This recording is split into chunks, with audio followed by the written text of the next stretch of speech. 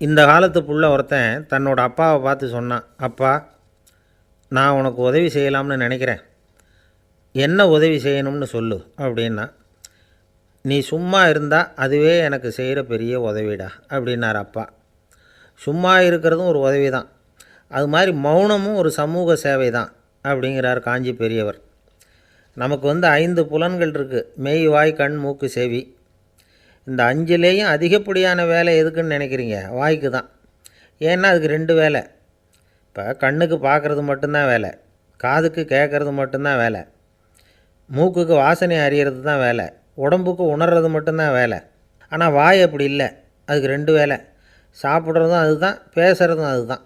அதாவது வாய் ஒன்று தான் கர்மேந்திரியமாகவும் இருக்குது, ஞானேந்திரியமாகவும் இருக்குது அப்படின்னு சொல்லுவாங்க. சாப்பாட்டில் உட்காந்தா எந்தெந்த ஆகாரம் என்னென்ன ருசின்னு அறிவிக்கிற வேலையும் செய்யுது. சபையில் உட்காந்தா பாடுறது, பேசுகிறது, சிரிக்கிறது, இது மாதிரியான வேலையும் செய்யுது. இன்னொரு வித்தியாசம், கண்ணு, காது, மூக்கெல்லாம் ஸ்ட்ரெயின் பண்ணிக்கிட்டு வேலை செய்கிறதில்ல. ஒரு ரோஜா பூ பார்த்தா உடனே மூக்கு அப்படியும் இப்படியும் அசைய ஆரம்பிக்கிறதில்ல. ஒரு சங்கீதத்தை கேட்ட உடனே காது ஆட ஆரம்பிக்காது. ஆனால் வாய் அப்படி இல்லை, அது பேசினாலும் சரி சாப்பிட்டாலும் சரி அசைஞ்சு தான் ஆகணும். ஆக மற்றதை விட வாய்க்கு வேலை ஜாஸ்தின்னு தெரியுது. சாப்பிட்றது, பேசுறது அப்படின்னு 2 காரியம் அதுக்கு. இப்படி 2 காரியம் இருக்கிறதுனால அது 2ஐயும் பாதியாக குறைச்சிக்கணுங்கிறது கடவுள் அபிப்பிராயமாக இருக்கணும் அப்படிங்கிறார் காஞ்சி பெரியவர். ஆனால் இப்போ நாம் அப்படியே நடந்துக்கிறோம், அதுக்கு நேர்மாறாக நடந்துக்கிறோம். நாம் சாப்பிட்றதும் அதிகம், பேசுகிறதும் அதிகம், 2 வேலையையும் தேவைக்கு அதிகமாகவே செய்கிறோம். வாய் தான் ரொம்ப ஓவர் ஒர்க்குடு. அதுக்கு ஓய்வு கொடுத்தா உடம்பும் நல்லாயிருக்கும், உலகமும் நல்லாயிருக்கும். மௌன விரதம் இருக்கிறதெல்லாம் எதுக்காக நினைக்கிறீங்க? இதுக்காக தான். இந்த காலத்தில் மௌனமாக இருக்கிறவங்கெல்லாம் மகத்தான தொண்டு செய்கிறாங்க அப்படின்னு தான் சொல்லணும். சத்தம் அதிகமாக போய் தான் சவுண்டு பொல்யூஷன் வருது. அது மட்டும் இல்லை, மௌனமாக இருந்தால் சண்டை சச்சரவே வராது. மௌனம் கலக நாஸ்தி. ஆக இதுவும் ஒரு சமூக சேவை தான். நமக்கு தான் வாய் இருக்குதேங்கிறதுக்காக வசமாக சாப்பிட்றதும் தப்பு, வளவளன்னு பேசுகிறதும் தப்பு. ஒரு கருத்தை சொல்கிறதுக்கு ஒரே ஒரு சொல்லு போதும் அப்படின்னு இருக்கும்பொழுது 2 சொற்களை செலவு பண்ணாதே. எவ்வளவு சொன்னாலும் அதனால் ஒரு பயனும் விளையாது அப்படின்னு தெரிய வருமேயானால் அந்த ஒரு சொல்லையும் விரயம் பண்ணாதே அப்படிங்கிறார் ஒரு அறிஞர். எல்லா குணங்கள்லேயும் மௌனம்தான் சிறந்தது அப்படிங்கிறார் ஒருத்தர். மௌனமாக இருக்கிறது மூலமாக மற்றவர்கள் குறைகளை நம்மளால் தெரிஞ்சிக்க முடியும். அதே சமயத்தில் நம்மக்கிட்ட இருக்கிற குறைகளை மற்றவங்களுக்கு தெரியாமல் மறைச்சிக்கவும் முடியுங்கிறார் அவர். உண்மைதானே? ஒரு பெரிய மேடை பேச்சாளர், பொது வாழ்க்கையில் 25 வருஷ காலமாக ஈடுபட்டிருக்கிறவர். அவர் மனைவி ஒரு நாள் சொன்னாங்க, எங்கள் வீட்டுக்காரர் 25 வருஷ காலமாக பொது வாழ்வில் ஈடுபட்டிருந்தா கூட இந்த மாதம் 10ஆம் தேதியிலேருந்து தான் மக்களுக்கு சேவை செய்ய ஆரம்பிச்சிருக்கார் அப்படின்னாங்க ரொம்ப பெருமையாக. 10ஆம் தேதிக்கு அப்படி என்ன விசேஷம் அப்படின்னு கேட்டோம். அன்னையிலேருந்து தான் அவர் மேடையில் பேசுகிறத நிறுத்தினார் அப்படின்னாங்க அந்த அம்மா. ஒரு மனுஷனுக்கு 3 விதத்தில் கர்வம் உண்டாகிறதுக்கு வாய்ப்பு உண்டு. பணம், பதவி, புகழ். பணம் அதிகமாக வந்தால் கர்வம் வரலாம், பதவி பெருசாக வந்துட்டுதுன்னா கர்வம் வரலாம், புகழ் அதிகமாக போனாலும் கர்வம் வரலாம். இந்த 3 வகையான கர்வத்துக்கும் இடம் கொடுக்காமல் இருக்கிறாங்க பாருங்கள், அவங்க தான் சிறந்த மனிதர்கள். ஒரு பெரிய பொறுப்பில் இருக்கிறவங்களுக்கு கர்வம் வந்துடக்கூடாது. அப்படி வந்துட்டுதுன்னா அது எல்லாருக்கும் இடைஞ்சல். ஒரு ராஜா இருந்தார். அவர் ஒரு நாள் தன்னுடைய தலைநகரத்தை சுற்றி வந்துக்கிட்டு இருந்தார். ஒரு இடத்துல ஒரு அழகான நிலத்தை பார்த்தார். ஆஹா, இந்த இடத்துல நமக்குன்னு ஒரு மாளிகையை கட்டினா எவ்வளோ நல்லாயிருக்கும் அப்படின்னு நினச்சார். ராஜா நினச்சா அது முடியாத காரியமா? சரி, இந்த நிலம் யாருக்கு சொந்தம்னு விசாரிங்க அப்படின்னார் பக்கத்தில் இருந்தவங்கக்கிட்ட. அவங்கெல்லாம் ஓடி போய் விசாரித்தாங்க. அந்த இடம் ஒரு வயசான கிழவிக்கு சொந்தம், வயசான அம்மாவுக்கு சொந்தமாக. அந்த அம்மா தான் அதில் ஒரு குடிசையை போட்டு குடியிருந்துகிட்ருக்குறாங்க. சரி, அந்த நிலத்துக்கு ஒரு விலையை நிர்ணயம் பண்ணி அதை அந்த வயசான அம்மாக்கிட்ட கொடுத்துருங்கோ அப்படின்னு உத்தரவு போட்டார் ராஜா. ஆனால் அந்த அம்மா, இது எங்கள் பூர்வீக இடம், இதை விற்க மாட்டேன் அப்படின்னு சொல்லிவிட்டுது. சரி, 2 பங்கு விலை கொடுக்குறோம்னு சொல்லி பாருங்க அப்படின்னாங்க. அப்படியே சொன்னாங்க அரண்மனை ஆட்கள். அதுக்கும் சம்மதிக்கலை அந்த அம்மா. இதை கேள்விப்பட்டதும் ராஜாவுக்கு கோபம் வந்துட்டுது. தன்னுடைய ஆளுங்களை கூப்பிட்டார். போய் அந்த குடிசையை பிரித்து எறிங்க, காசெல்லாம் ஒன்றும் கொடுக்காதீங்க அப்படின்னு கத்தினார். அவ்வளோதான். அடுத்த நிமிஷம் அரண்மனை ஆசாமிகள் போனாங்க, குடிசையை பிரித்து எரிஞ்சாங்க. அந்த வயசான அம்மா இருக்குது, அதுவும் அந்த இடத்த விட்டு துரத்தி விட்டாங்க. அந்த இடத்துல ஒரு அரச மாளிகையை கட்டி முடிச்சிட்டாங்க. அந்த வயசான அம்மா பாவம், ராஜாவே இப்படி பண்ணால் யார்கிட்ட போய் முறையிட முடியும்? ஒரு ஞானி இருந்தார், அவர்கிட்ட போய் சொன்னாங்க. அவர் இவங்க சொன்னதை கேட்டு மனசில் வச்சுக்கிட்டார். ஒரு நாள் அந்த ராஜாவே இந்த ஞானியை கூப்பிட்டார். புதுசாக ஒரு மாளிகை கட்டியிருக்கிறேன், வந்து பாருங்கன்னு. சரின்னு சொல்லி இந்த பெரியவர் ஒரு நாள் அந்த மாளிகைக்கு போனார். சும்மா போகல, ஒரு கழுதையையும் ஓட்டிகிட்டு போனார். கொஞ்சம் சாக்குகள், வெத்து சாக்கு, அதையும் எடுத்து கழுதை முதுகில் போட்டு கழுதையை ஓட்டிகிட்டு போகிறார். ராஜா பார்த்தார். அவருக்கு இது ஆச்சரியமாக இருந்தது. என்ன இது, மாளிகைக்கு வந்துட்டு போங்கன்னு கூப்பிட்டா கழுதை சாக்கு இதெல்லாம் கூப்பிட்டு வராரே, ஒன்றும் புரியலையேன்னு நினச்சார். எதுக்காக இதெல்லாம்னு கேட்டார். அரசருடைய தோட்டத்திலேருந்து கொஞ்சம் மண் எடுத்துகிட்டு போகிறதுக்கு ஆசைப்பட்றேன், அதுக்கு நீங்கள் அனுமதி கொடுக்கணும் அப்படின்னார் இவர். இது என்ன வேடிக்கையான கோரிக்கையாக இருக்குது அப்படின்னு நினச்சார் ராஜா. இருந்தாலும் மண்ணு தானே கேட்குறாரு, எடுத்துகிட்டு போகட்டுமே அப்படின்னு நினச்சார். சரின்னு அனுமதி கொடுத்தார். அந்த பெரியவர் தோட்டத்துக்கு போனார், மண்ணை வெட்டினார், சாக்கில் போட்டு நிரப்புனார். ராஜாவை கொஞ்சம் கிட்ட வாங்கன்னு கூப்பிட்டார். இந்த மண் மூட்டையை தூக்கி கழுதையோட முதுகில் வைக்கணும், கொஞ்சம் உதவி பண்ணுங்கன்னார். ஓ பண்ணுறேனே அப்படின்னு சொல்லி ராஜா கிட்ட போனார். மூட்டையை தூக்கி பார்க்குறாரு, முடியல, திணறி போட்டார். இப்போ அந்த ஞானி பேசினாராம். அரசே, இந்த ஒரு சாக்கு மண்ணையே உங்களால் தூக்க முடியல, அந்த கிழவிகிட்ட இருந்து அந்த அக்கிரமமாக அபகரித்த இந்த தோட்டம் பூராவையும் சுமக்கணும்னு ஆசைப்படுறீங்களே, அது உங்களால் முடியுமா அப்படின்னு கேட்டாராம். ராஜா யோசனை பண்ண ஆரம்பித்தார். தன்னுடைய செயலுக்காக வருத்தப்பட்டாராம். அந்த வயசான அம்மாவை உடனடியாக வரவழைச்சார். தாயே, தப்பு பண்ணிட்டேன், என்னை மன்னிச்சுக்குங்க, இன்னையிலேருந்து இந்த மாளிகையும் தோட்டமும் உங்களுக்கு தான் சொந்தம் அப்படின்னு சொல்லிவிட்டாராம். போகிறப்ப இந்த உலகத்திலேருந்து எண்ணத்தை எடுத்துகிட்டு போக போகிறோம், அதனால் ரொம்பவும் அலட்டிக்க வேண்டியதில்லை, கர்வப்பட வேண்டியதில்லை அப்படிங்கிறது ஒரு பெரிய உபதேசம். ஒரு பெரிய மனுஷன் சாக கிடந்தார், ரொம்பவும் அழுதார். ஏன் அழறீங்க அப்படின்னு கேட்டாங்க சுற்றி இருந்தவங்க. நான் சாகிறதுக்காக கவலைப்படலை, நான் நம்ம ஜனங்களுக்காக எவ்வளவோ காரியம்லாம் செஞ்சுக்கிட்டு வந்தேன். நான் செஞ்சுக்கிட்டு வந்த சேவையை இனிமேல் யார் செய்ய போகிறாங்க, அது யாரால் முடியும், அதை நினச்சி தான் அழறேன் அப்படின்னாராம். ஒருத்தர் முன்னாடி வந்தார். அதுக்காக நீங்கள் கவலைப்படாதீங்க, உங்கள் சேவையை தொடர்ந்து செய்கிறதுக்கு என்ன மாதிரி இளைஞர் பட்டாலும் தயாராக இருக்குது, இருந்தாலும் எங்கள் கவலை என்னென்னா அப்படின்னு இழுத்தார். என்ன சொல்லுங்கன்னு கேட்டார் அவர். நீங்கள் இது வரைக்கும் என்ன சேவை செஞ்சுக்கிட்டு வந்தீங்க, அதுதான் எங்களுக்கு இன்னமும் புரியாத புதிராக இருக்குது அப்படின்னாராம் அவர். ஒருத்தர் முகத்தை தொங்க போட்டுக்கிட்டு ஒரு மாதிரியாக வந்தார். என்ன விஷயம்னு விசாரித்தேன். என்னுடைய நண்பன் ஒருத்தங்கிட்ட கருத்து வேறுபாடு, இனிமேல் நமக்குள்ளே எந்த சம்மந்தமும் வேணாம்னு நட்பை முறிச்சிட்டு வந்துட்டேன்னா. நண்பர்கள்னு இருந்தால் கருத்து வேறுபாடு வரத்தான் செய்யும்னு. கருத்து வேறுபாடு வராமல் இருக்கிறதுக்கு ஏதாவது வழி உண்டா அப்படின்னு கேட்டாங்க. அதை பற்றி நிபுணர்கள் சில யோசனைகளை சொல்லியிருக்கிறாங்கன்னு. முதல் விஷயம் என்னென்னா, உங்கள் நண்பனுக்கு ஒரு செய்தி சொல்லணும்னா அதை நீங்களே நேரடியாக சொல்லுங்கள், அல்லது உங்கள் கைப்பட கடிதம் எழுதுங்க. அதாவது நேரடி தொடர்பு முக்கியம். அதை விட்டுட்டு இன்னொருத்தர் மூலமாக நண்பர்களுக்கு செய்தி அனுப்புனா நீங்கள் சொல்கிற செய்தி அப்படியே போய் சேராது, அது சேதமாயிடும். கூட்டி குறைச்சி சொல்லிவிடுவாங்க, அது குழப்பத்தில் கொண்டாந்து விட்டுரும். இது ஒரு யோசனை. ரெண்டாவது யோசனை என்னென்னா, நீங்கள் ஒரு நல்ல காரியத்தை செய்யும் பொழுது உங்கள் நண்பரையும் சேர்த்துக்குங்க, அவருக்கும் அதில் ஒரு ஈடுபாட்டை உருவாக்குங்க. மூணாவது யோசனை, நம்ம பக்கத்தில் இருக்கிற நண்பர் மகிழ்ச்சி அடைகிற மாதிரி ஏதாவது செய்யணும். சின்ன சின்ன செயல்களாக இருந்தாலும் பரவாயில்ல, அவர் நமக்கு எதுவும் செய்யலையே, நாம் எதுக்கு செய்யணும் அப்படின்னு நினச்சிக்கிட்டு இருக்கக்கூடாது. நாலாவது யோசனை என்னென்னா, உங்களுக்கு ஒரு பிரச்சனையா அல்லது உங்கள் நண்பருக்கு ஒரு பிரச்சனையா, எதுவாக இருந்தாலும் 2 பேரும் சேர்ந்து உட்காந்து ஆலோசனை பண்ணுங்கள். நம்ம யோசனையும் கேட்கப்படுதே அப்படிங்கிற நினைப்பே அவருக்கு ஒரு மன நிறைவை உண்டாக்குமா.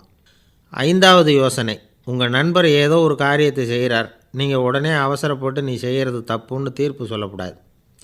அவர் அதை செய்கிறதுக்கான நியாயங்கள் எவ்வளவோ இருக்கும், அதை புரிஞ்சுக்கிறதுக்கு முயற்சி பண்ணணும். 6வது யோசனை, உங்கள் நண்பர் என்ன சொன்னாலும் அதை பொறுமையாக கேளுங்க. அவர் சொல்கிறத புரிஞ்சுக்கணும், அவர் சொல்ல விரும்புகிறத புரிஞ்சுக்கணும், அவர் சொல்ல முடியாமல் தவிக்கிறதையும் புரிஞ்சுக்கணும்.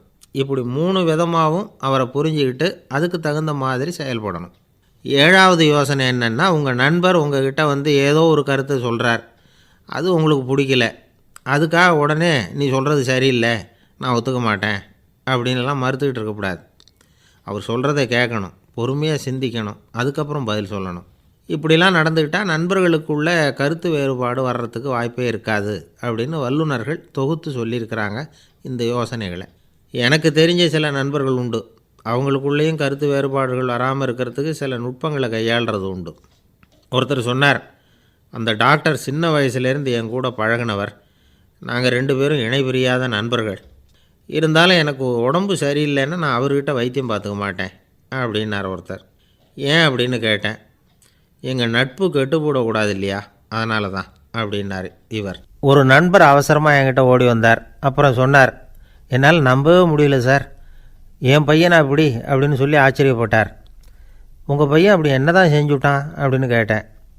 என்னால் முடியாத ஒரு காரியத்தை அவன் செஞ்சுட்டான் சார் அப்படின்னார். அது என்னன்னு தான் சொல்லுங்களேன். என்ன 5வது வகுப்பில் அவன் ஒரே தடவையில் தேறிட்டான் சார், அதாவது ஒரே அட்டம்ப்டில் பாஸ் ஆகிருக்கான் அப்படின்னார் மூச்சு வாங்க. கஷ்டப்பட்டு பரீட்சை எழுதுனது அவன், இவருக்கு ஏன் மூச்சு வாங்குது? நம்மால் செய்ய முடியாத ஒரு காரியத்தை இன்னொருத்தர் செய்யும் பொழுது அது நமக்கு ஆச்சரியமாக இருக்குது. சர்க்கஸ் பார்க்குறோம், ஒருத்தர் அந்த இடத்துல தொங்குறார், அது நமக்கு ஆச்சரியம். ஏன்னா அது நம்மால் முடியாத காரியம். நம்மால் முடியாத ஒன்றை அடுத்தவர் எளிதாக செய்யும் பொழுது நாம் மருள்வது இயற்கை. இதை தான் தொல்காப்பியம் மருட்கை அப்படின்னு சொல்லுது. இந்த வியப்பு இருக்குதே, இது 4 வகையில் ஏற்படுறதாக தொல்காப்பியம் சொல்லுது. அது என்ன 4 வகை? முதல் வகை எப்படின்னா புதுமையான அரிய செயல்களை செய்கிறது. 2வது வகை என்னென்னா பெரும் செயல்களை செய்கிறது. 3வது வகை என்னென்னா மிக நுட்பமான செயல்களை செய்கிறது. 4வது வகை என்னென்னா ஆக்கம் தரும் செயல்களை செய்கிறது. புதுமை, பெருமை, சிறுமை, ஆக்கமோடு மதினம் சாலா மருட்கை 4 அப்படிங்கிறது தொல்காப்பியம். இன்றைக்கி விஞ்ஞானம் புதுசு புதுசாக எதையோ கண்டுபிடிக்குது. ஆரம்பத்தில் அது ஆச்சரியமாக இருக்குது, அப்புறம் அது நமக்கு பழகி போடுது. வானொலி பெட்டி புதுசாக வந்தப்போ ஒரு பெட்டி பேசுதுங்கிறது எவ்வளோ பெரிய ஆச்சரியம். இப்போ யாரும் அதை ஆச்சரியமாக பார்க்குறதில்ல. மதினம் சாலா மருட்கை அப்படின்னு ஒரு சொற்றொடர் வருது பாருங்கள், அதில் கருத்தாழம் உண்டு. எதை பற்றியும் போதுமான அளவு புரிந்து கொள்ளாத போது ஒருத்தர் ஆச்சரியப்படுறார். புரிந்து கொண்ட பிறகு ஆச்சரியம் மறைஞ்சு போடுது. மிக நுட்பமான செயல்களும் நம்ம ஆச்சரியப்பட வைக்கும். ஒரு அரிசியில் ஒரு திருக்குறள் எழுதி காட்டுறாங்க, ஒரு முட்டை ஓட்டுக்குள்ளே ஓவியம் தீட்டி காட்டுறாங்க. கருங்கல் சிற்பங்களில் எவ்வளவு நுட்பமான வேலைப்பாடுகளை எல்லாம் பார்த்து ஆச்சரியப்படுறோம். இது மாதிரி ஆக்கப்பூர்வமான அரிய செயல்களை செய்கிறது கூட வியப்பை உண்டு பண்ணும். குப்பை கூலங்களை கூட வாழ்க்கைக்கு பயன்படுகிற பொருளாக மாற்றுகிறவர்கள் இருக்காங்க, அவர்களுடைய செயல் வியப்பு அளிக்குது.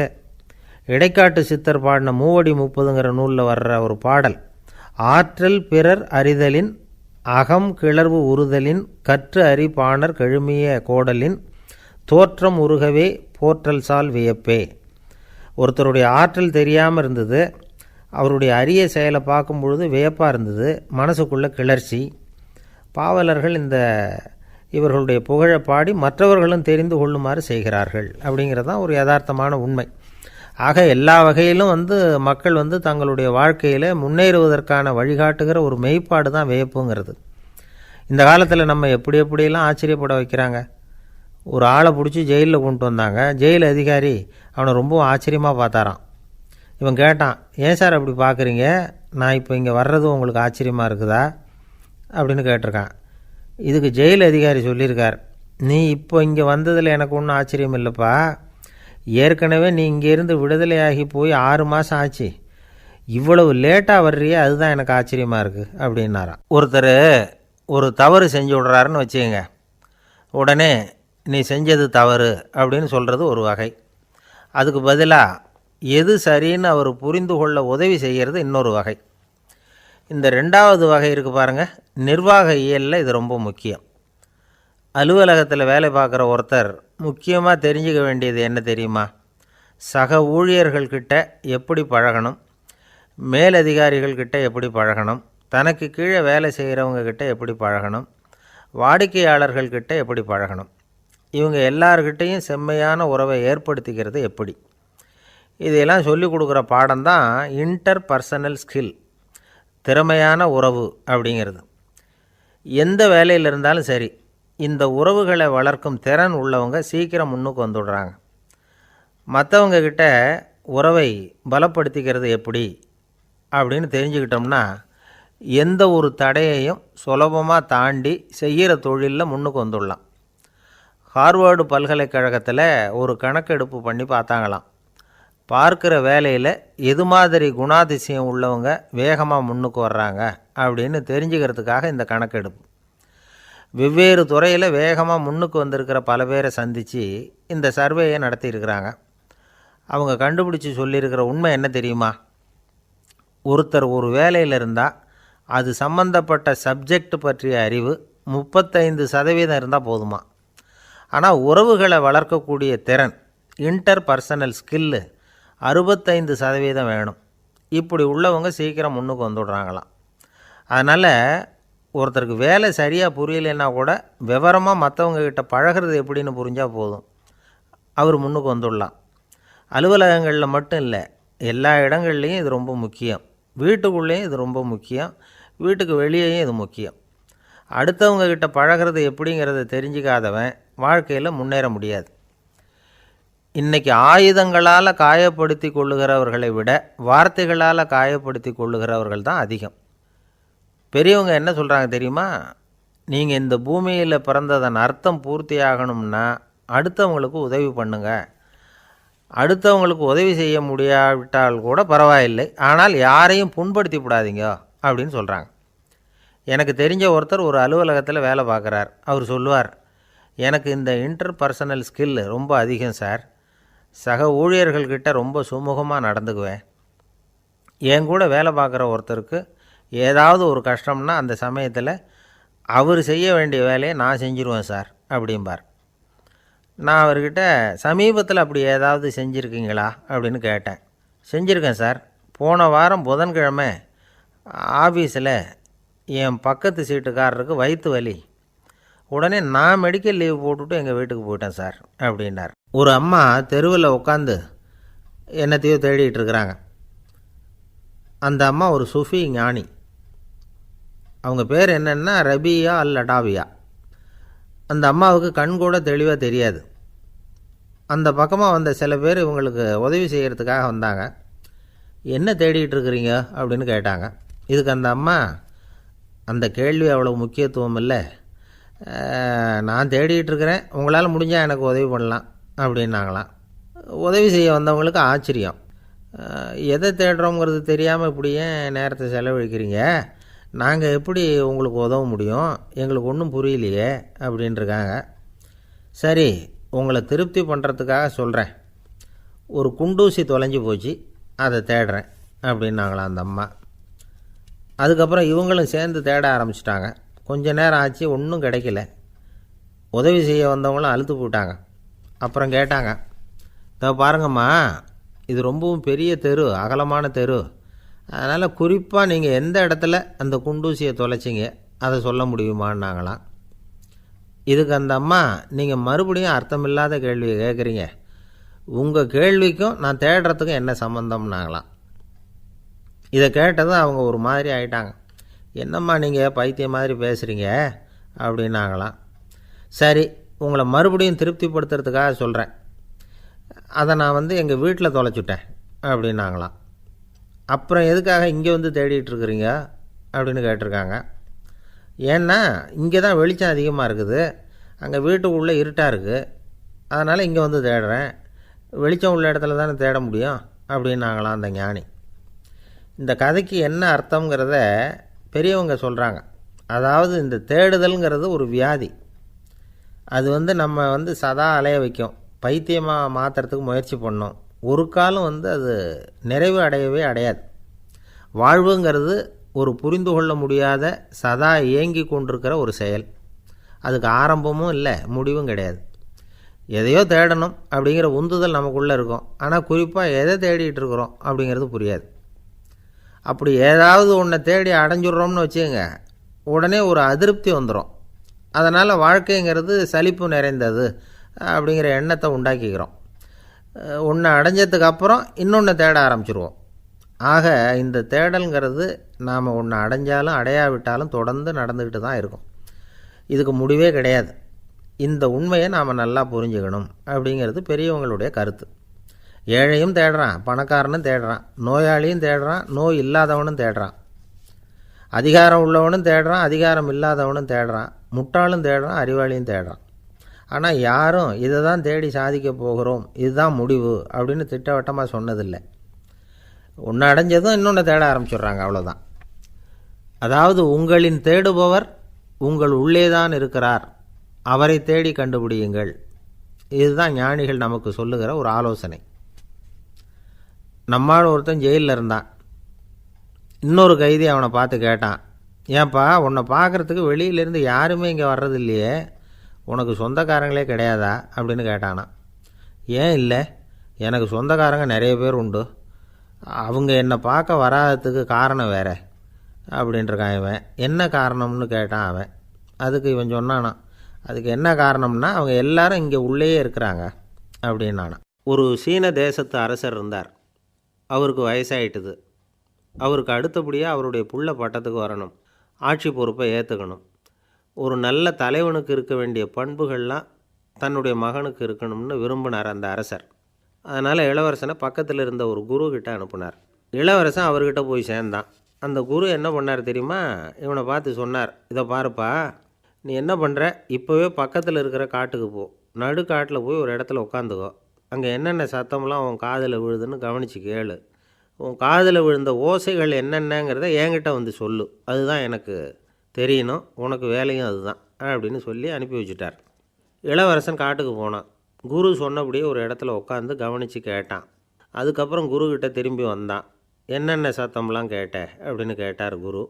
குருவே, காட்டில் நான் பறவைகள் சத்தம்லாம் கேட்டேன், மிருகங்களின் ஓசையையும் கேட்டேன், இதை தவிர இடி மின்னல் மழை இதுகளோட சத்தத்தையும் கேட்டேன் அப்படின்னா.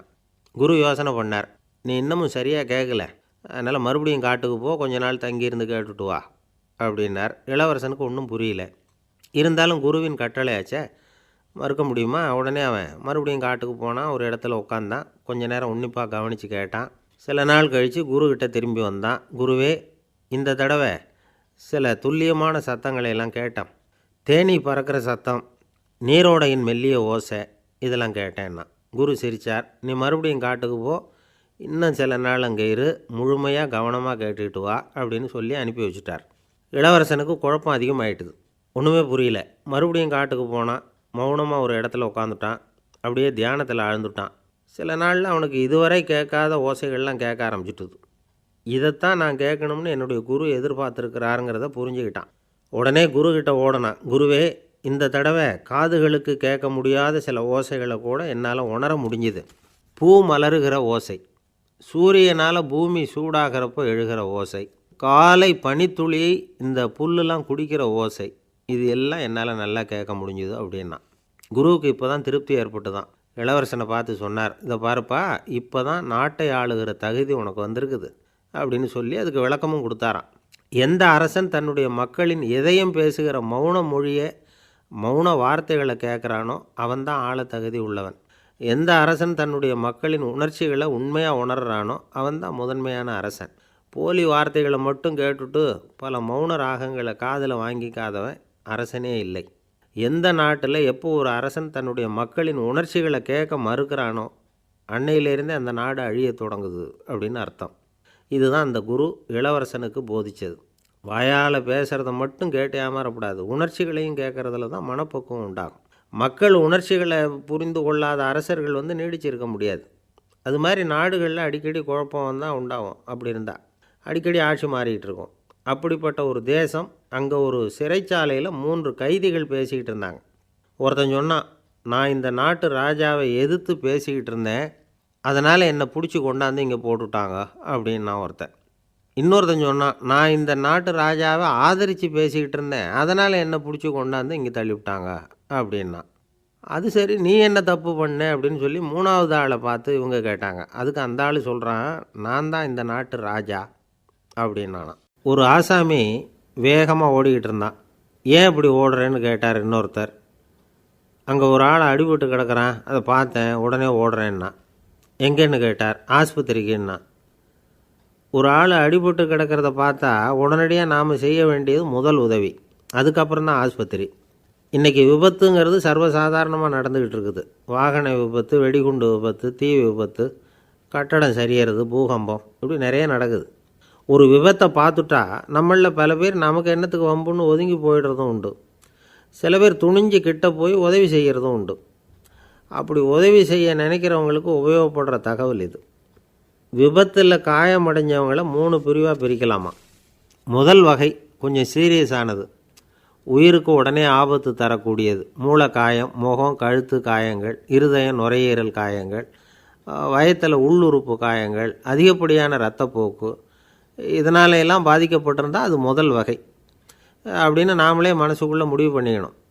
இவங்களுக்கெல்லாம் உடனடியாக முதல் உதவி கொடுக்கணும். தாமதப்படுத்தாமல் ஆஸ்பத்திரிக்கு கொண்டுகிட்டு போயிடணும். இப்படி கொஞ்சம் எச்சரிக்கையாக நடந்துக்கிட்டால் அவங்களில் பல பேரை காப்பாற்றி போடலாம். ரெண்டாவது வகை எப்படின்னா, முதல் உதவி விரைவாக கிடைச்சா உயிர் பிழைக்கக்கூடிய மார்பு காயங்கள், கைகால் எலும்பு முறிவு, இடுப்பு முதுகெலும்பு காயம், சீரான இரத்த சேதம், இப்படிப்பட்டவங்களை ரெண்டாவது வகையாக பிரிக்கணும். ஆபத்து இல்லாத சிராய்ப்புகள், சிறு காயங்கள், இரத்த உறைவுகள், இதனால் பாதிக்கப்படுறவங்க மூணாவது வகை. ஒருத்தர் தலையில் அடிபட்டு நினைவு விழுந்துட்டார்னு வச்சுங்க, அவருக்கு வாந்தி வர்றதுனால புறையேறி மூச்சு அடைப்பு உண்டாகும். இப்படி ஆகாமல் இருக்கிறதுக்காக தலையை ஒரு பக்கமாக சாய்ச்சி வைக்கலாம். நாடி துடிப்பையும் இதய துடிப்பையும் தொட்டு பார்க்கணும். அது குறைஞ்சிருந்தாலும் சரி, நின்று இருந்தாலும் சரி, அவர் மார்பை நிமிஷத்துக்கு 80 தடவை உள்ளங்கையால் அழுத்தி இதய துடிப்பை மீட்கிறதுக்கு உதவி பண்ணணும். கழுத்தில் காயம்பட்டாலும் ஆபத்து அதிகம். கழுத்துக்கு அடியில் ஒரு துண்டை மடித்து வைக்கலாம். 2 பக்கமும் சின்ன தலையணை அல்லது துணி மடிப்புகளை வச்சு கழுத்தை அதிகமாக அசையாமல் பார்த்துக்கலாம். முதுகெலும்பு முறிஞ்சிருக்குமோ அப்படிங்கிற சந்தேகம் இருந்ததுன்னா அவரை அதிகமாக அசைய விடக்கூடாது. அதிகமாக அசைஞ்சால் தண்டு இடத்துல பாதிப்பு ஏற்பட்டு கைகால் விளங்காமல் போயிடும். அவரை ஒரு கனமான போர்வை இல்லைன்னா பாயில் படுக்க வச்சு 4 பேர் மெதுவாக தூக்கி மருத்துவ உதவிக்கு அனுப்பி வைக்கலாம். கையெலும்பு முறிஞ்சிருந்தால் முறிஞ்ச பாகத்தை உடம்போடு சேர்த்து அசையாமல் கட்டி போடலாம். கால் எலும்பு முறிஞ்சிருந்தால் மற்ற காலோடு சேர்த்து கட்டி போடலாம். முறிஞ்ச பாகம் தொங்காமல் பார்த்துக்கணும். அப்போ தான் வீக்கம் உண்டாகாமல் இருக்கும். வெட்டு காயம், குண்டடிப்பட்ட காயம், இதிலெல்லாம் இரத்தப்போக்கு அதிகமாக இருக்கும். ரத்தம் வெளியேற ஆபத்து அதிகம். சுத்தமான துணியை பல மடிப்புகளை மடித்து காயத்தின் மேலே வச்சு அழுத்தமாக ஒரு 10 நிமிஷம் பிடிச்சிக்கணும். ரத்தம் நின்ன உடனே காயத்துக்கு கட்டு போடலாம். சில சமயம் காயம்பட்ட பாகத்தை உயரமாக தூக்கி பிடிச்சிக்கிட்டா தான் ரத்த கசிவு நிற்கும். இந்த விவரங்களையெல்லாம் கொஞ்சம் மனசில் வாங்கி வச்சுக்கிட்டோம்னா சமயத்தில் உதவும். ஏன்னா இந்த காலத்தில் விபத்து எந்த ரூபத்தில் எப்போ வரும்னு யூகிக்கவே முடியல. நண்பர் ஒருத்தர் சொன்னார், நேற்றுக்கு பாருங்கள் சார், என் கண்ணு முன்னாடியே ஒரு சின்ன விபத்து நடந்ததுன்னார். என்னன்னு விசாரித்தோம். ஒரு பஸ்ஸில் வந்துக்கிட்டு இருந்தேன். அந்த பஸ்ஸில் பின்பக்கம் படி ஓரமாக நின்றுக்கிட்டு இருந்த ஒருத்தர் ரோட்டில் விழுந்துட்டார். டிரைவர் அதை கவனிக்கலை, நிறுத்தாமல் அவர் பாட்டுக்கு போகிறாருன்னார். கண்டக்டர் உடனே விசில் கொடுத்து பஸ்ஸை நிறுத்த வேண்டியது தானே அப்படின்னோம். அதுதான் சார் முடியாமல் போச்சுன்னார் அவர். ஏன்னு கேட்டாங்க. தவறி கீழே விழுந்ததே அந்த கண்டக்டர் தான் சார் அப்படிங்கிறார். ஒரு நீதிமன்றம், அங்கே ஒரு கொலை வழக்கு சம்பந்தமாக விசாரணை நடந்துக்கிட்டு இருக்குது. அந்த வழக்கறிஞர் ரொம்ப தீவிரமாக வாதாடிக்கிட்டு இருக்கிறார். தன்னுடைய கட்சிக்காரர் நிரபராதிங்கிறது அவருக்கு நல்லா தெரியும். அதனால தான் அவர் சார்பாக வாதாடுறதுக்கே ஒத்துக்கிட்டார். அப்படி அவர் மும்முரமாக வாதாடிக்கிட்டு இருக்கிற சமயத்தில் அவசரமாக தந்தி ஒன்று சேர்ந்தது. அதை வாங்கி படித்து பார்த்தார். அதுக்கப்புறம் அதை மடித்து தன்னுடைய கோட்டு பையில் வச்சுக்கிட்டு தொடர்ந்து வாதாட ஆரம்பிச்சிட்டார். பேசி முடித்தார். அதுக்கப்புறம் அங்கே கோர்ட்டில் இருந்த சக வக்கீல்கள் அவர்கிட்ட வந்தாங்க. தந்தி ஒன்று வந்ததே என்ன விஷயம் அப்படின்னு விசாரித்தாங்களாம். அப்போ அவர் சொல்லியிருக்கிறார், ஊரில் சிகிச்சைக்காக போயிருந்த என்னுடைய மனைவி இறந்து போனதாக தந்தி வந்திருக்குது அப்படின்னாராம். மற்ற வக்கீல்களுக்கு அதிர்ச்சி. என்னங்க இது, மனைவி இறந்ததை விட கேஸு முக்கியமாக உங்களுக்கு அப்படின்னு கேட்டிருக்கிறாங்க. இறந்து போன என் மனைவி மறுபடியும் திரும்பி வர போகிறதில்ல. ஆனால் என்னுடைய கட்சிக்காரர் ஒரு கொலை வழக்கில் மாட்டிக்கிட்டார். அவரும் நிரபராதி. அவர் உசுரை நான் காப்பாற்ற வேணாமா? இதுதான் என்னுடைய கடமை அப்படின்னாராம். இப்படி இவர் சொன்னதும் எல்லாரும் அப்படியே திகைச்சு போய் நின்றுட்டாங்களாம். சரி, கடமைக்கு முக்கியத்துவம் கொடுத்த அந்த வழக்கறிஞர் யார் தெரியுமா? அவர் தான் இரும்பு மனிதர் சர்தார் வல்லபாய் பட்டேல். குஜராத் மாநிலத்தில் 1875 அக்டோபர் 31 அன்றைக்கு ஜாவேரி பாய் அப்படிங்கிறவருக்கு 4வது பிள்ளையாக அவர் பிறந்தாராம். இந்த ஜாவேரி பாய் யார் தெரியுமா? ஜான்சி ராணி லட்சுமி பாய் போர் படையில் ஒரு வீரராக பணிபுரிஞ்சவர். இளம் வயசில் வல்லபாய் பட்டேல் ரொம்ப சிரமப்பட்டு படிச்சிருக்கார்.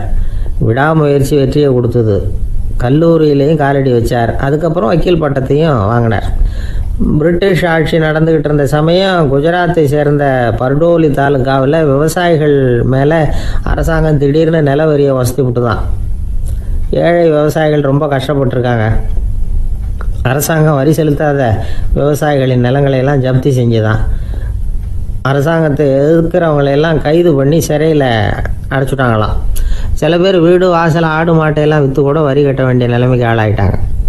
வழக்கறிஞர் வல்லபாய் படேல் நில வரியை உடனே ரத்து பண்ணணும் அப்படின்னு பம்பாய் கவர்னருக்கு ஒரு கடிதம் எழுதினார். எந்த பலனும் இல்லை. உடனே எல்லா விவசாயிகளையும் அணி திரட்டினார். அதுக்கு தானே தலைமை தாங்கினார். சத்தியாகிரகம் நடத்தினார். அந்த பகுதியில் எந்த வேலையும் நடக்கலை. வேறு வழி இல்லை. ஆட்சியாளர்கள் உடனே வரியை ரத்து பண்ணாங்க. சிறையில் இருந்தவங்களெல்லாம் வெளில விட்டாங்க.